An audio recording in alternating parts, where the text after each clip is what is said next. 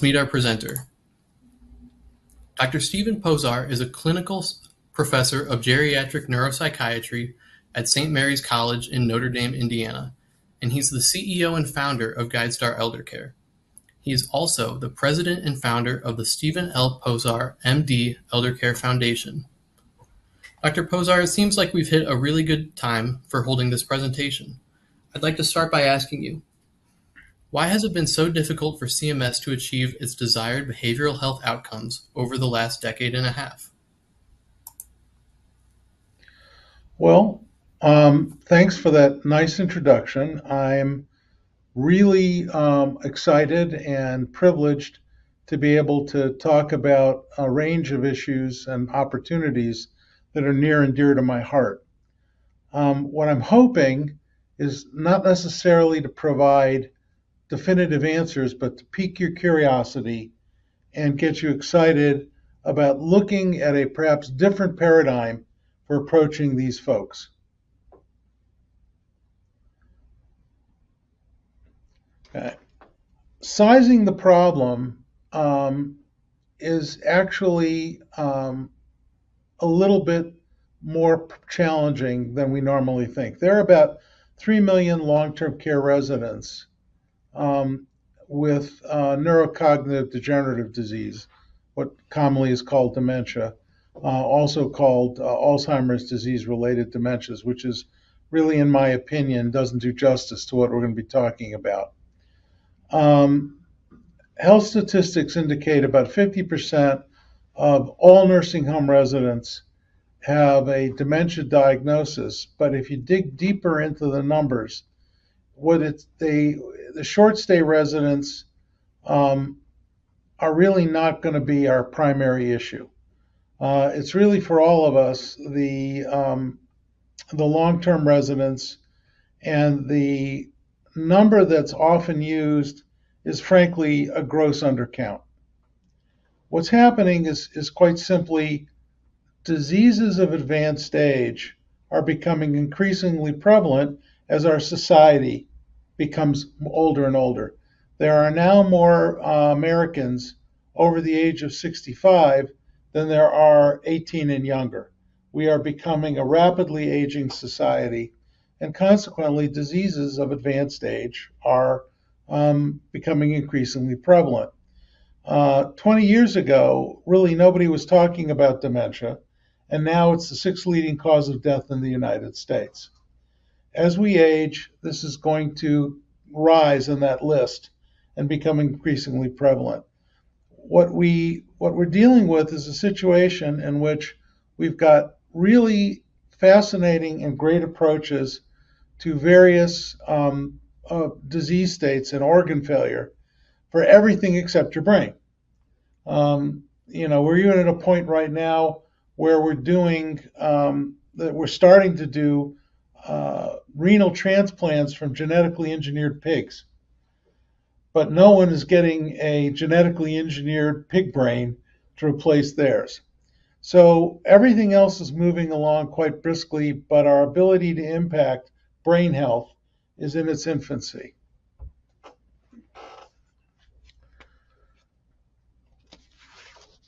In our LTC environment, only 5% of adults have serious mental illness when they go into long-term care. The sad part about this is that most serious mental illnesses are not consistent with a long life. Additionally, most folks are not aware that serious mental illness is a significant cause of dementia. One example is true schizophrenia is 2,500% more likely to be associated with early onset dementia than the general population. So many of these folks, when they come to your building, really are primarily dementia patients, not psychiatric patients.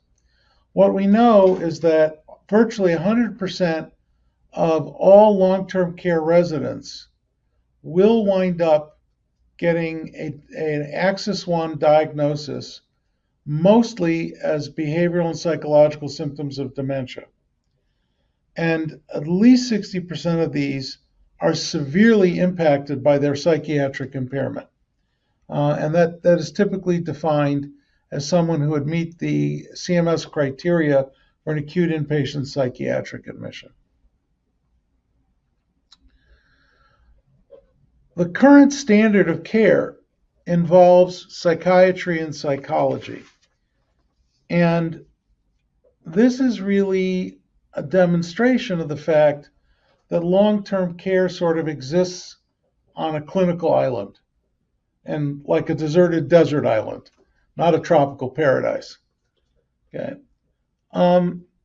In the real world, if your BFF calls you and says, I've got a problem I need your advice on.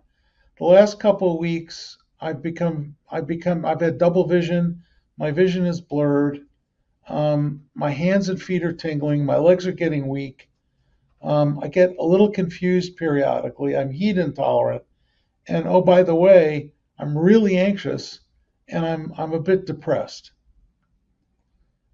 The advice you don't give them is to go see a psychiatrist.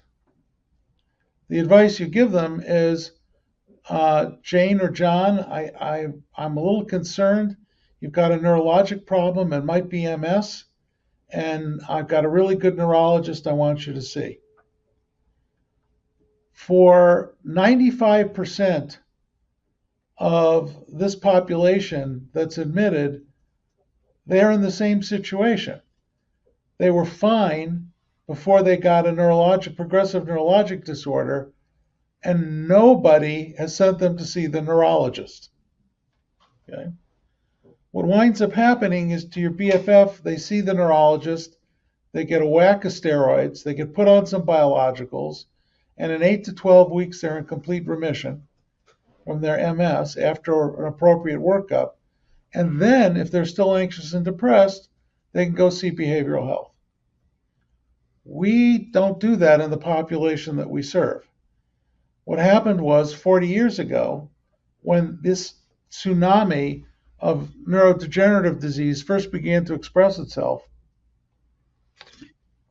we didn't know anything. There was no science. We didn't know our fannies from our elbows. So they get in there, they get into the LTC, they become psychiatrically impaired, so who gets to see them? The psychiatrist. Okay? And frankly, at that time, neurology didn't have anything to offer. The psychiatrists did the best they could, and consequently, these folks started being treated as primary psychiatric patients, with about 25% of them going on antipsychotics. At the time, it made sense. What winds up happening is the science has progressed, and the psychiatrists still have something to offer, but the neurologists now have a lot to offer. But that hasn't changed in our world. In our little island, the psychiatric approach continues to dominate. When I'm doing public speaking and I ask a show of hands for how many buildings have a neurologist who's rounding on their LTC patients, even in large audiences, virtually nobody ever raises their hand. So what we've got is a group of people who have BPSD. They're affectively or behaviorally challenged. They were perfectly fine before they got neurologic disease, but the only person seeing them is the psychiatrist. What winds up happening is our reality, which is they've gone from 24% utilization of antipsychotics in this population to a little bit less than 22%, despite all the screaming and yelling from CMS and the good effort on our part. Okay? There's something wrong with this paradigm. Okay? The approach in the real world is to take a neurology approach for primary neurologic disorders, and then, if that individual, having received optimal neurologic care, still has psychiatric issues, then the psychiatrist becomes important in that dialogue. But in the absence of the neurologic approach, we're chasing our tail.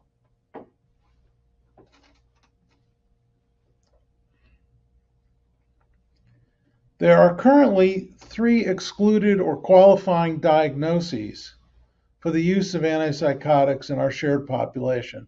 I'm sure you guys already know this.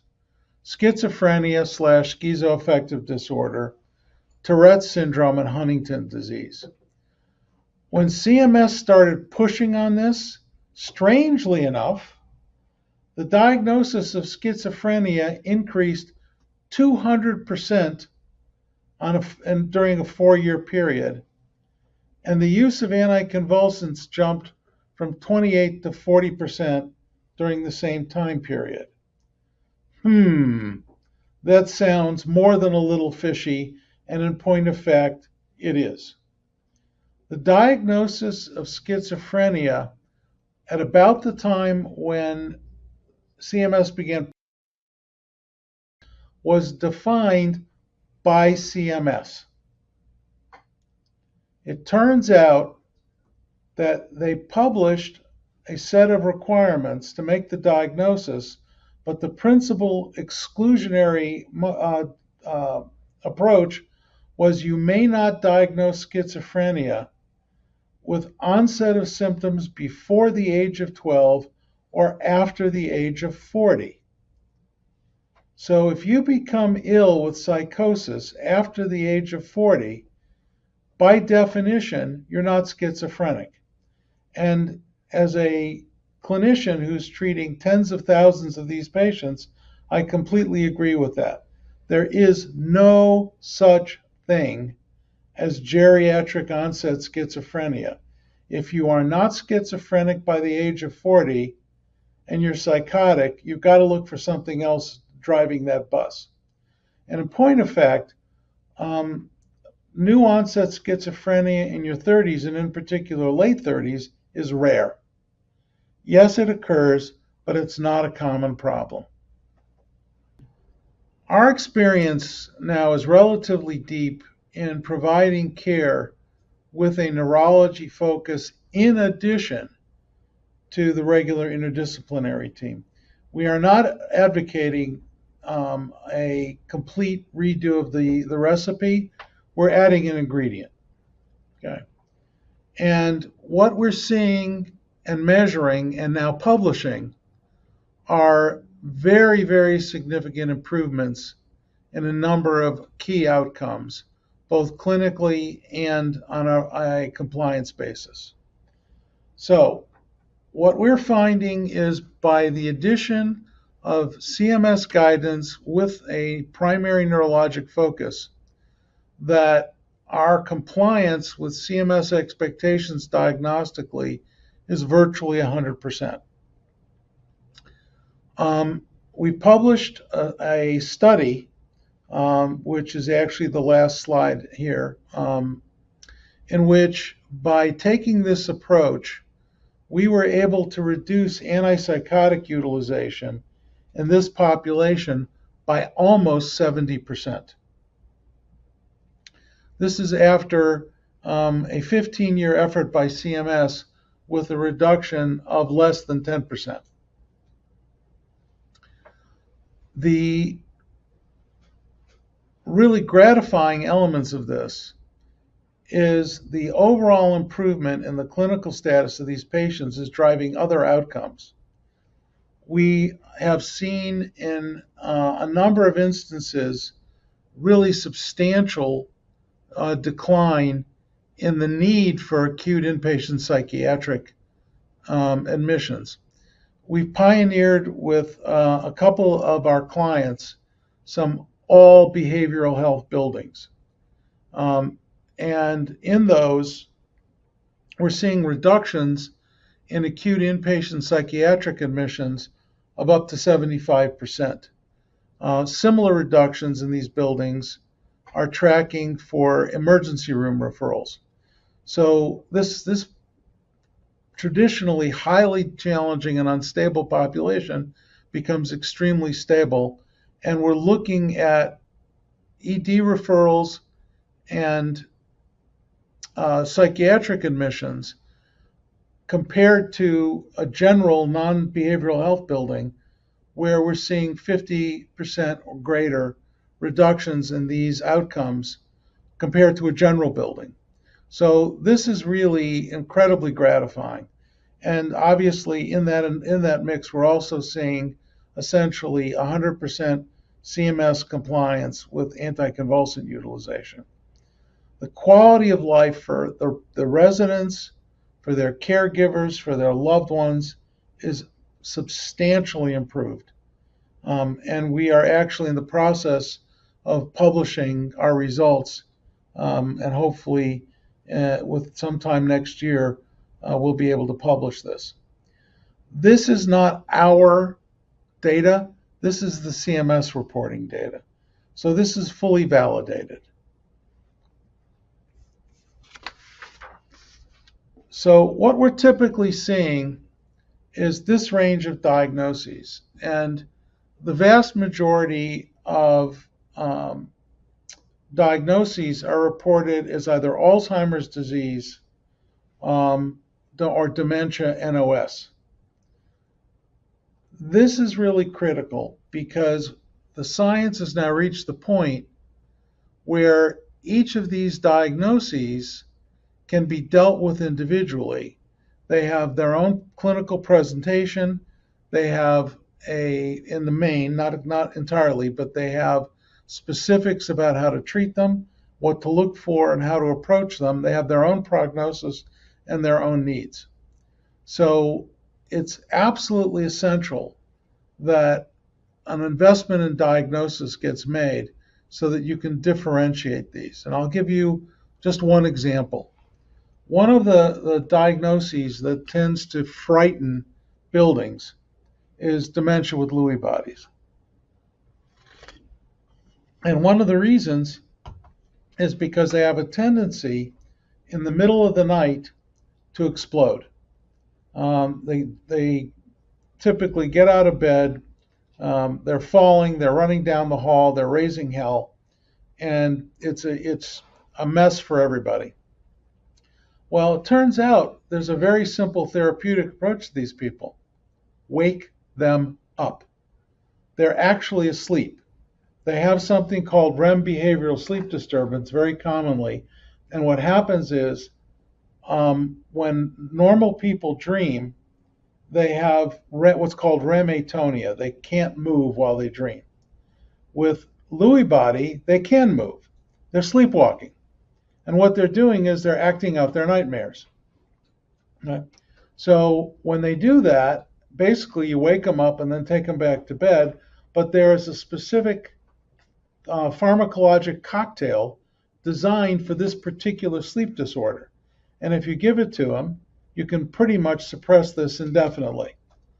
But if you don't know what it is, okay, you can't make those moves. Okay? I've been around a lot of psychiatrists in my time in LTC, and I've never met one that's made this diagnosis in dementia with Lewy body. This is a primary neurologic diagnosis. Secondarily, very few people that I've met understand that high-dose acetylcholinesterase inhibitors, Aricept and its cousins, are specific treatments for the psychosis associated with dementia with Lewy body. It's actually a relatively straightforward condition if you understand how to approach it and you've made the proper diagnosis. I can go down the list and tell similar stories about virtually all of these. And the conditions on the left constitute about 90 to 95% of what you're going to see. The conditions on the right are not common. We don't see them often. And consequently, we don't have the depth of knowledge about them that we do about the other conditions. But there's a long list of things that will cause dementia in our population. But if you understand the disease, the conditions on the left, you've really got it. You've got this thing wrapped in the place that you want it to be.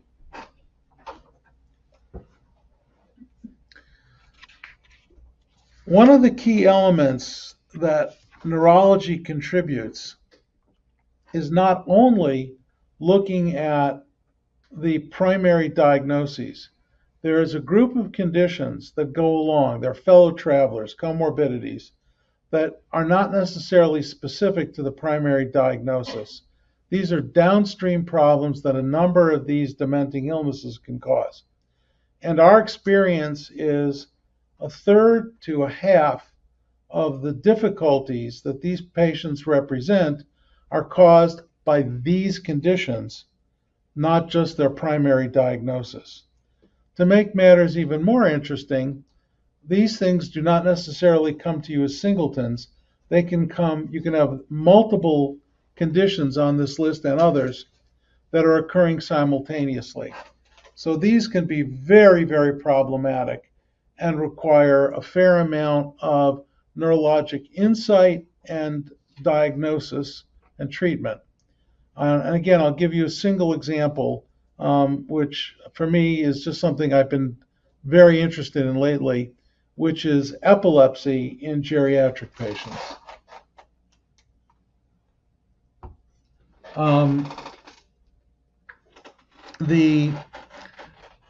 It turns out that this is more of a problem than most people understand. There's a recent study, actually just published last year, which evaluated a number of other studies on electroencephalograms, EEGs, on this population. And it turns out that 40% of LTC dementia patients have EEGs consistent with epilepsy. The problem is that we don't see 40% of our people having fits. They don't have grand mal seizures. Well, what's going on? It turns out that, like most things, geriatric patients have their own cute way of doing things. So they have seizures, but they don't look like seizures. One is something called absence, like petit mal. They just sort of zone out. They don't fall, they don't shake, they don't do anything. They're just staring off into space, and you're not aware of what's going on. Consequently, they just sort of, where are you, George? Where are you, Jane? Oh, you're back. Okay. They don't have any, they're fine. They wake up, they're good, they're ready to go. They just pop out of the world for a few seconds or minutes. Secondarily, they faint. They have syncopal seizures. Okay. This is almost certainly going to be some percentage of the falls you're experiencing, because the key to these is they lose posture, they lose control of their bodies and just will hit the floor. So some of your falls are actually seizures. Very commonly, they have something called partial complex seizures, where instead of fainting or shaking, they have behaviors. The behaviors can be quite dramatic and quite complex. They can scream and yell, they can get aggressive, they can start running around, but they're actually having a seizure. So when you have someone who just has these kinds of behaviors that pop out of nowhere, this could very easily be a seizure. To make matters even more complicated, they can continue the behaviors when they've stopped the seizure and they're postictal. And even more scary is you can have status epilepticus with partial complex, where the seizure just goes on and on and on. Fortunately, the treatment for this is very simple. There's a single anticonvulsant which tends to be almost universally effective and is relatively safe, which is Keppra, levetiracetam. You make the diagnosis, you put them on the medication, problem's gone. And this is just one of these. Each one of these has its own clinical presentation and its own potential cures or mitigations. Let's go ahead and change slides. Okay, so how do we approach these folks? The earliest studies, which began around 2006, 2008, indicated that initially there were two classes of drugs that could make a difference in BPSD. Acetylcholinesterase inhibitors, which is Aricept and its cousins, it's donepezil, ribostigmine, and galantamine. We tend to use galantamine because there's some evidence that it slows the progression from moderate to severe dementia, but all of them are fine. All of them have a positive impact on BPSD. Secondarily, memantine, which goes by the trade name Namenda, which is an NMDA blocker. It's the only drug in its class that's commercially available. And it turns out that both of these work for dealing with BPSD. Both of them can prevent BPSD. They can make it milder and more responsive to treatment. But it turns out the combination, it's 2 + 2 = 5. The combination is significantly more effective than either medication on its own.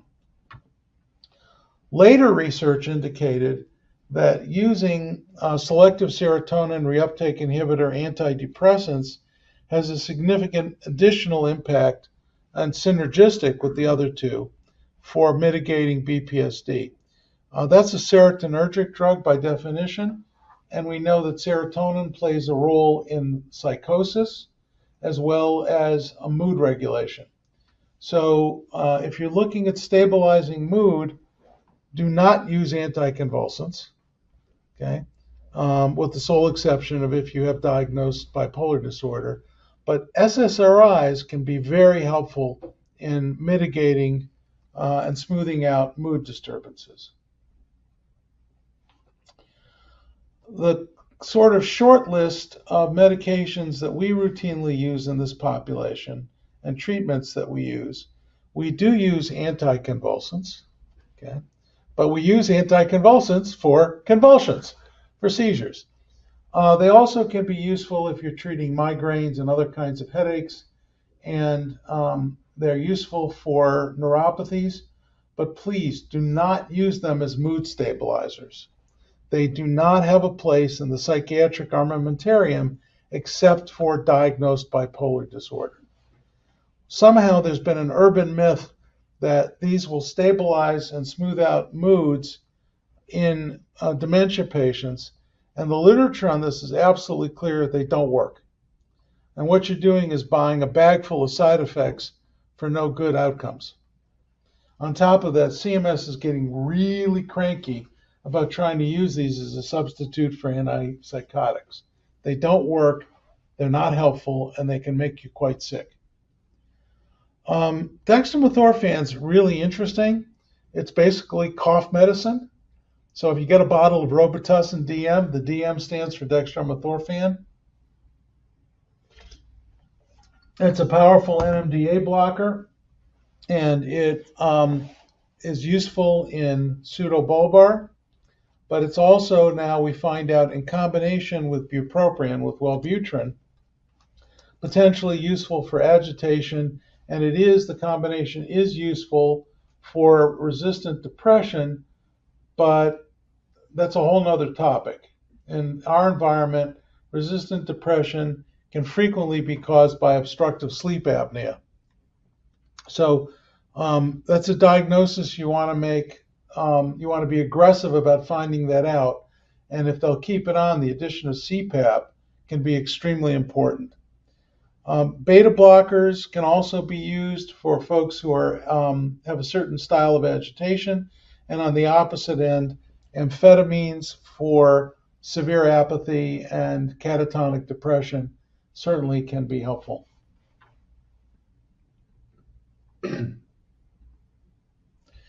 Psychiatrically, the usual suspects are there. Obviously, SSRIs, amphetamines, as we just discussed. Antipsychotics really should be used for psychosis. There are a couple of non-neurologic conditions that are important, such as bipolar disease and resistant major depressive disorder, where they play a key role. But in general, You want to limit their use to people who are actually psychotic, with or without schizophrenia. Again, dextromethorphan is an important addition, along with bupropion for resistant depression, and anticonvulsants, as I've been harping on, really only for bipolar disorder. There's a very long list of no-nos, but the key ones are listed here. Selective norepinephrine and serotonin uptake receptor antidepressants and tricyclics should be almost universally avoided. We see a lot of SNRIs used for neurologic pain. It's a bad idea. They're highly anticholinergic, and you're giving someone a shot of adrenaline, which tends to get them real frisky. Non-protocol antipsychotics, there's a group of antipsychotics, small, that we generally regard as safe. The one that's most commonly used is quetiapine, Seroquel. That's a bad idea. It turns out Seroquel is neurotoxic. If you put it on somebody, you're actually accelerating their dementia. They see cognitive and functional declines, which after a while, if you stop it, will not reverse. Additionally, there was an article published a few months ago in a magazine called Cardiac Rhythm, which indicated that this particular antipsychotic is highly associated with ventricular arrhythmias and sudden death. And yet it's still the most commonly used drug of its type in that class.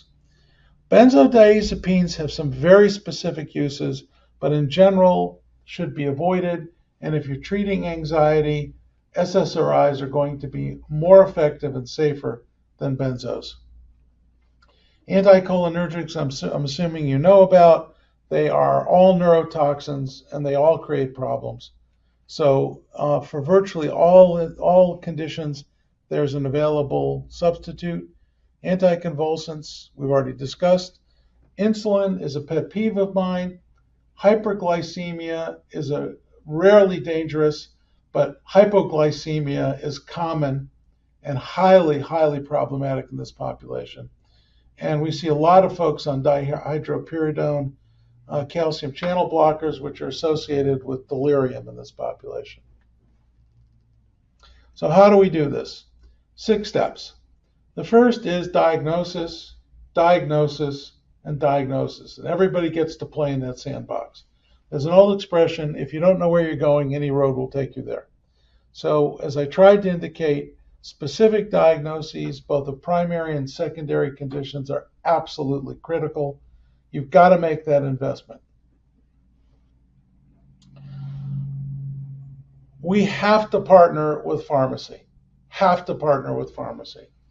You've got a number of issues. I mean, I'm a geriatrician. I'm a great believer in deprescribing. You can't really go that route without pharmacy hand in hand with you. Additionally, to make matters even more complicated, you can have medications which are fine by themselves, but when you start combining them with other medications, can create real problems. So you really need a qualified, engaged pharmacy looking at your problems with you and being a full partner in that process. Then you've cleaned up their pharmacology, you've made your diagnosis, have fun, go treat them. Each of these opportunities needs to be addressed, and you have to be patient. On many of these, the medications will take weeks or months to reach full effect. You've got to understand the clinical pharmacology of what you're doing to make sure that you're properly weighting and following them.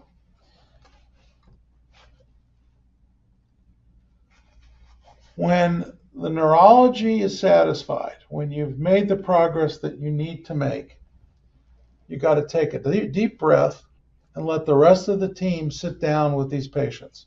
This is really where psychiatry and psychology get to shine. Okay? Most of these folks are going to have residual psychiatric and psychological issues that need to be addressed. And this is when your partners in behavioral health really get to make their positive engagement and contributions to your patient. When they're done, okay, and they've made the treatment, you've got to drop back 10 yards and punt. You've got to listen and look and wait and be with these people. Okay. The Buddha once said you can never stand in the same river twice. Our belief is for dementia, which the key is they are neurodegenerative. You really never get to see the same patient twice. Okay? You've got to be with these folks, and one of our mantras is frequency trumps intensity. You've got to be with these folks frequently as they continue to sadly evolve their clinical status. Okay? Our belief is that a high percentage of the time, they're going to announce when they're going to get into trouble. And if you're not there when they make the announcement, you're going to miss it. We think by frequent, brief engagement with these people, you can anticipate their clinical status and be, for once, proactive rather than reactive in their clinical approach. So that's the 6 steps. Conceptually, it all starts from the same place, which is for primary neurologic disorders, the neurologist should get first shot at the patient. Okay? Then the team holds hands, sings Kumbaya, and jumps into the pool with the neurologist. When you do that, you will find the results that we talked about become evident organically. They just happen. You don't have to sweat it. They stabilize, they become calm. We've done all behavior buildings where you go in and it's literally like an asylum, and in 6 months it's like a day spa. This is effective, it works, it's humane, and the clinical outcomes are really, really surprising. So that's what we're talking about. And this is our last slide? Mm-hmm. Okay. No, I've got one more. The article, we just pulled, you just had it. This one. This is the first article in the series that we've published, describing a 68% reduction in antipsychotic utilization using this approach. We have another article that's already out for publication. We'll be doing more, continuing to publish our results and give everybody hopefully a robust understanding of the opportunity that this change in paradigm represents. So thank you, and I am happy that you took time out of your busy day to share with me while I blather about the topic that's really near and dear to my heart. And at this point, I'm happy to take any questions or general comments you have about the presentation. Amazing. Well, thank you, Dr. Posar, for some really interesting observations. And yep, as you said, it's time to get into some questions before we end the session. So let's jump right into the Q&A. I want to remind everyone at this time that you can send in questions at any time.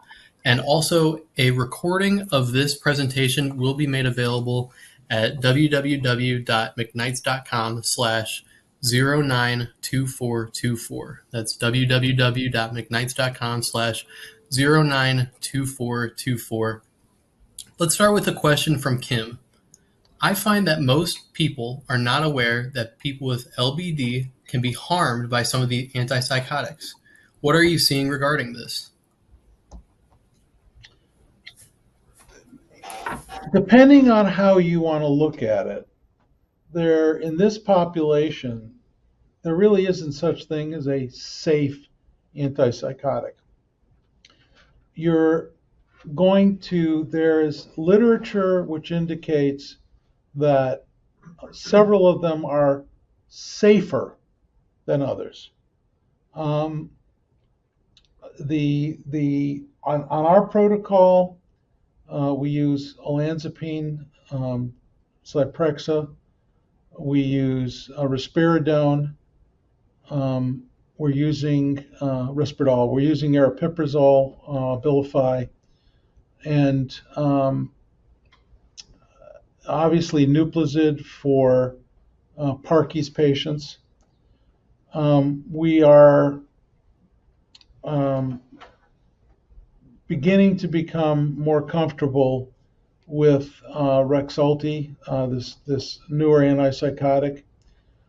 There are some conditions, such as Huntington's, which we have a special expertise in, that are off that map.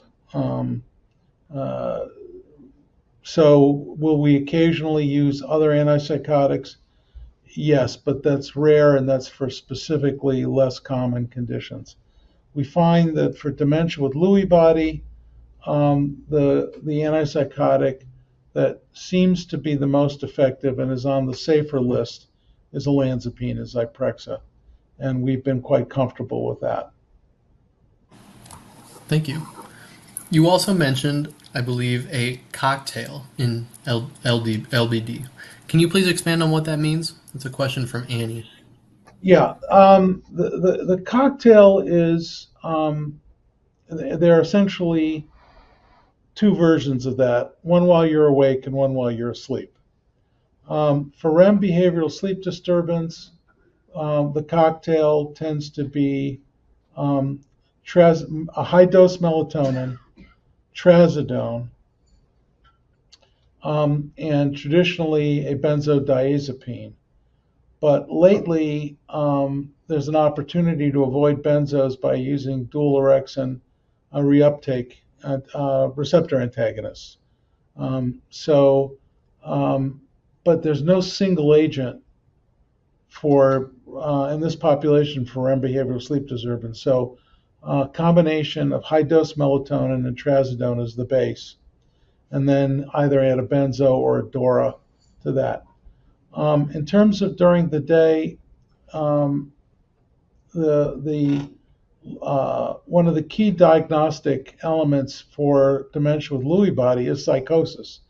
They have a movement disorder, and they're psychotic, and the cocktail really involves their antipsychotic and as high a dose of acetylcholinesterase inhibitor as they will safely tolerate.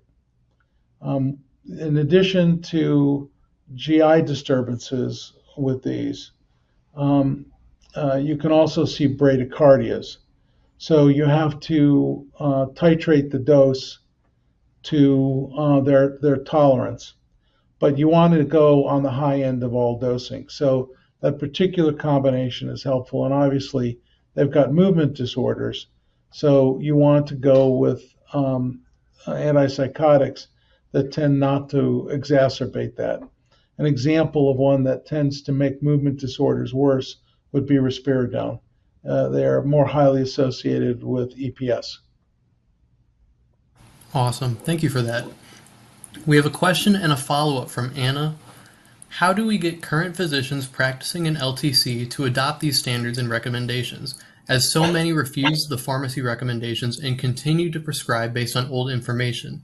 And follow-up, how do we encourage more neurologists to jump into treating this population? Wow. Wow. If I knew the answer to the first problem, I'd be actually out in the world celebrating.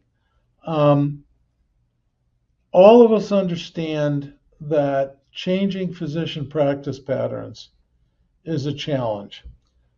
So much so that we've started our own 501c3 foundation, in part not only to conduct research, but to also try and educate. Our commitment to education is deep. To my knowledge, we are the only organization of our type that is fully certified by joint accreditation to provide CMEs and CEUs. We're talking about potentially a generational problem. Our hope is through published research to demonstrate the strength of this, to engage with local departments of health and with CMS, eventually to talk to Medicare Advantage and ISNP plans. It's a very deep, very complicated problem, and it's going to take a while to accomplish. Um, on the second question, the probability of getting neurology into these buildings is asymptotically close to zero. Our relationship with St. Mary's at Notre Dame is with the nurse practitioner school.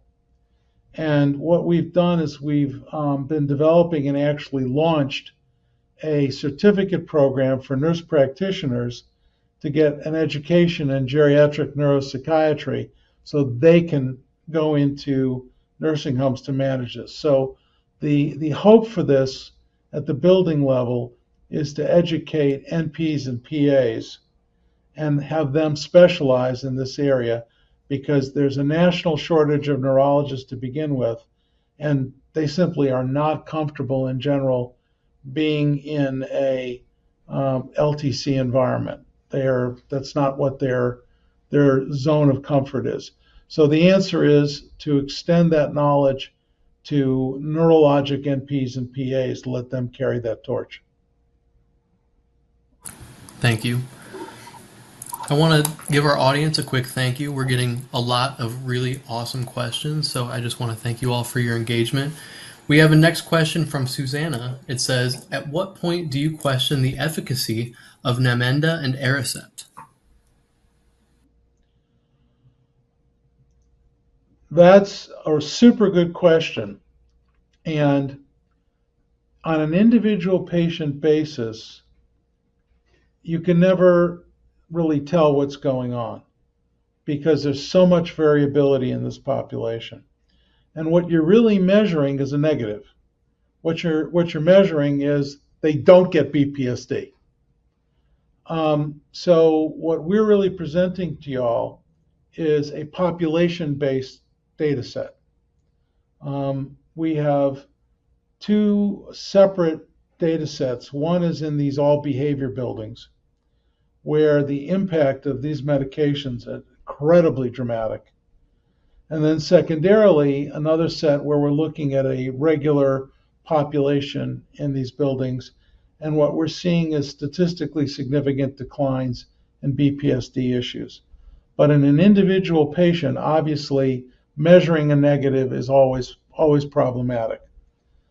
What we do know is that more for the acetylcholinesterase inhibitors than for memantine is if you're in the mid stage or the early part of late stage dementia and you stop acetylcholinesterase inhibitors, that's accompanied by a functional and cognitive decline. Their dementia sort of accelerates.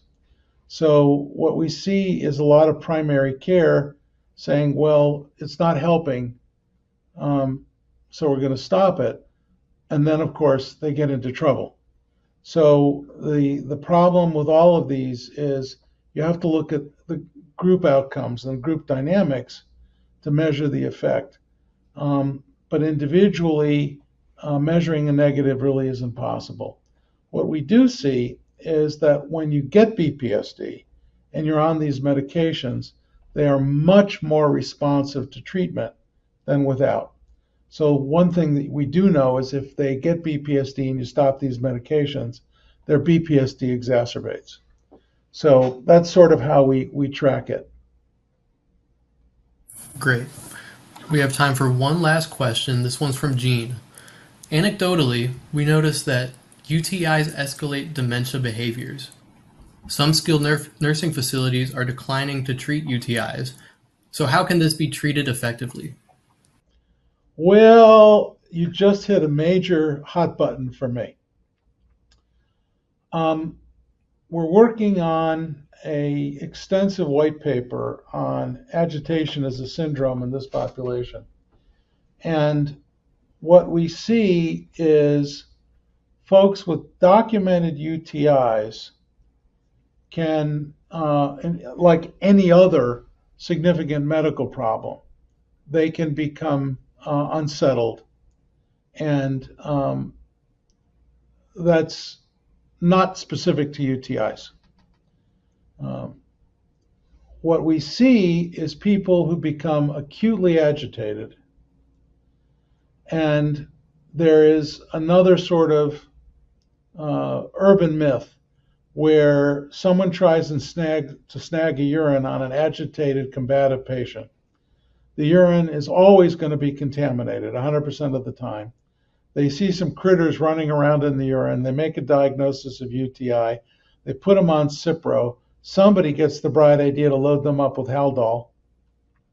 And then 5 to 7 days later, they start to settle down and they declare the UTI has been treated and that's why they're better.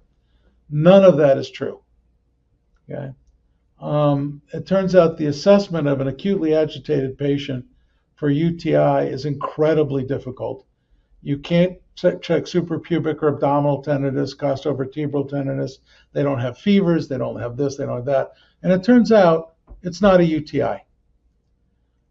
We did an unpublished study years ago looking at CTs of these patients' brains when they were admitted to an acute inpatient psychiatric unit. And over 96% of them had high-density white matter lesions, which indicated a cascade of microvascular strokes.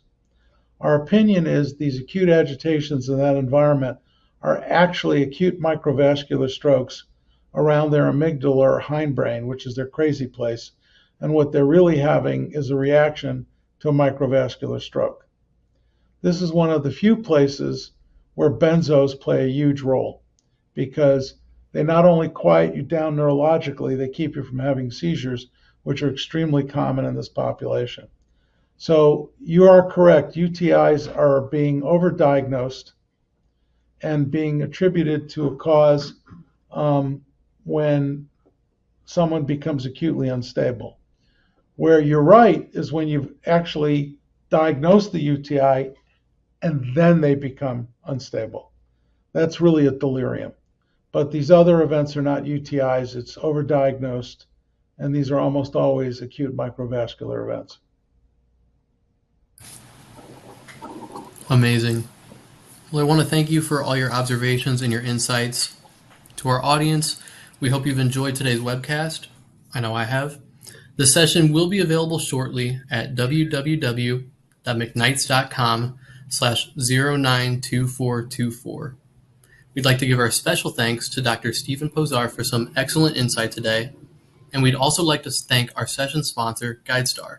Check them out at guidestareldercare.com. Finally, we want to thank you, our many listeners.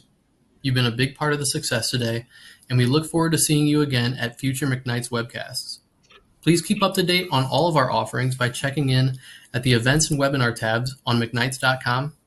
Once again, thank you for tuning in. This is Adam Healy saying, see you next time.